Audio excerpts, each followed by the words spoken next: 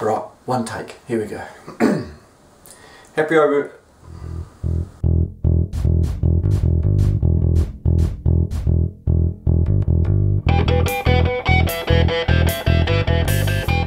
Happy Homebrew Wednesday, everybody.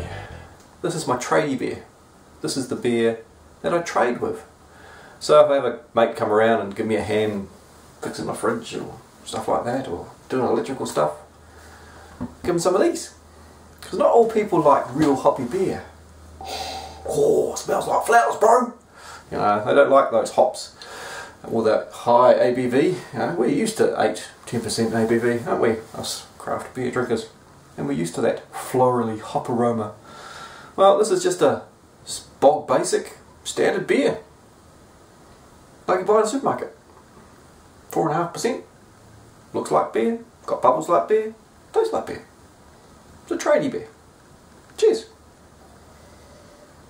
And it's in my butt plug glass. Yeah, see? Ribbed for IPA pleasure. If you don't know what this glass is, this is the Spiegel IPA glass. This is the glass that Dogfish Head and Sierra Nevada came up with. They've been around for a while. But they're pretty clever. The ribs, as you tip the glass back and pull it back again, it recreates the head. So it keeps the head on your beer. So the head, of course, is where the bubbles are popping away, that you get your hop aroma. So it's perfect for IPAs. They get that hop aroma all the way down. So you've got a nice even head as you drink. This beer, however, being the tradie beer, was made with the Pacific Gem extract, so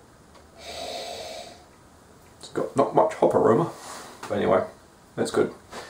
And I'm drinking a tradie beer because the brew house looks like a tradie workshop. Looks like a carpenter's workshop.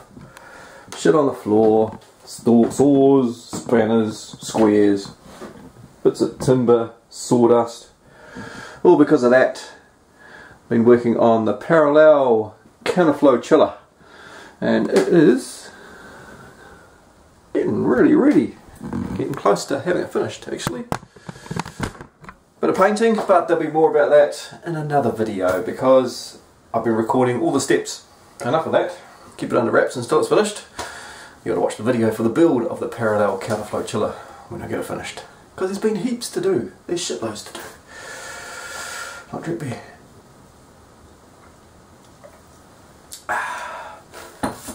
Bit windy here at the moment. And speaking of wind, I hope all my viewers and friends out in the Midwest, they've still got houses. Tornado Alley, apparently there's some tornadoes sort of ripping through there and pulling things apart, so I hope everybody is safe and well. Now here's a beer. Sam, this one's for you. Beavertown Brewery. This is a beer from London, England. Bloody hell, Blood Orange IPA. I had this delivered today. Turned up at work. I ordered it online from one of those UK shops, unionjacks.co.nz, which is just a expat shop that you can go to and you can go and buy your UK foods like Bovril and shit. But they had these. I saw it advertised on Facebook. Someone flashed a picture up of it and I went, oh, I've been hanging out to try and get my hands on a bit of Beavertown beer. So I got me a bottle. This is a 7.2% IPA and it has blood oranges in it. On rate beer. It comes in at 94. So looking forward to trying this. Might even do a review video on it.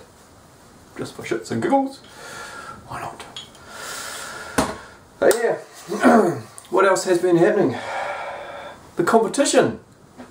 Last week's video. Far out. There's 130 people entered so far. Brilliant. Astounding. Blown away. That is cool. Wow. So if you haven't entered, jump over and enter. But wow, that's a lot of people. I'm humbled. It's great. Awesome stuff. Alright. The competition, as I said, will be drawn end of May, because I need to wait for the Black Sabbath by Panhead to be available. So, been working on the counterflow chiller, so that's been taking up most of my time. The Brett beer is still fermenting away. Interesting stuff. It didn't ferment away straight away. There was a good nearly 4 days of it just forming a white foam, and then that white foam disappeared, and then the krausen came up, and then it started to really ferment. It was quite interesting to watch. I've been sort of taking photos each day to have a catalogue of what the brewing was like. Okay, a couple of people asked me some questions in last week's video, so as I said, if you got something to ask me in the comments, and I'll endeavour to try and answer it in the following week's video. Todd66 wanted to know what the recipe was for Sarachi Crepuscular. So here it is. I will convert it on screen to pounds and ounces for those people that still live in Imperial land. But it is 4.5 kg of Pilsner Malt and half a kg of Pale Crystal. That is all. That is the grain bill. And that was mashed at 66 degrees for 75 minutes. It had a 60-minute boil, and I added 30 grams of Centennial hops at the beginning of the hop break, and then 40 grams 10 minutes before the end of the boil, and then 40 grams at flame out on the boil. And that was it. It was fermented with US-05. And once the fermentation had finished, I raked it off into secondary, and I dry hopped it with 100 grams of Sarachi Ace for 7 days. Then I went into a keg where it's staying, and I'm not going to drink any more because otherwise I can't share bottles with people that I wanted to send it out to, because I'll drink it all and I'll be empty. Which is another reason why I'm drinking this. Cheers. Also, Delivery Boy 555 had a question for me about what I use for bottle conditioning. I don't bottle condition anymore. I keg, and I have a Blickman beer gun, so I fill, cap, and I'm done. So that means I can drink straight out of the bottle because there is no yeasties in there. The beer is already carbonated in the keg to the right carbonation pressure. I actually got a video, an old video of the beer gun just to show you how it works if you're interested in it. Little link somewhere, clicky, go watchy. There's no oxidization. Wow, sometimes there is.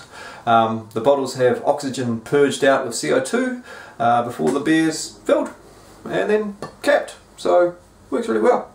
Now, when I used to bottle condition, I used to use a syringe, and I used to make a sugar solution with warm water, so that all the sugar was dissolved, and I'd suck it up in the syringe and I'd squirt the measured amount into the bottle, depending on the size of the bottle and the amount of carbonation that I wanted, and how active the yeast was in there. Of course, you know, had to sort of gauge it, but normally it was about, you know, 2 or 3 mils of sugar solution that went in there. Then when I poured the beer in, the beer mixed up that sugar solution, so I didn't have to dissolve any sugars or any carbonation drops. They didn't have to dissolve. Everything was already mixed in. Could chuck it in the fermentation fridge or wherever it was going to be sitting to age and let it be. So I hope that answered your question, Delivery Boy 555, and cheers for placing a comment, and good luck in the draw. Anyway, I am going to make this video short because there's lots to do. As I said, counterflow, I've got lots of video that I need to edit up and put together a video for it. I have an SJ Pour update video that's going to be coming out soon, and I've got lots of SJ Pour related stuff to get onto as well. So, cheers. Have yourself another one.